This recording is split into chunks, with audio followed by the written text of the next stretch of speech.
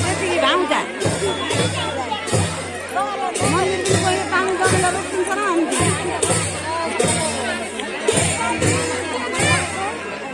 बडा सरोजले हाम्रो सिलगढीले यिनीहरूले त्यति पाउनु मात्रै पट्ट पार्ने अन्त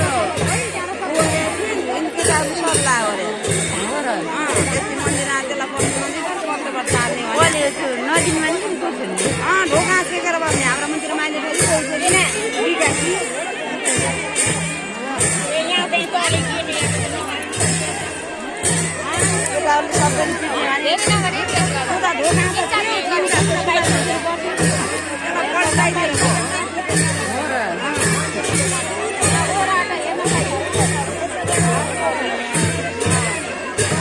आमा त कस्तो रोटी लिएर त्यसलाई खानेर एउटा भित्रमा भेट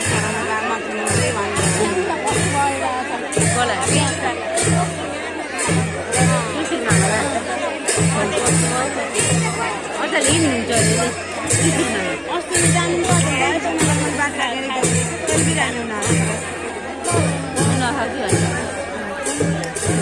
कमाल कमाल यतातिर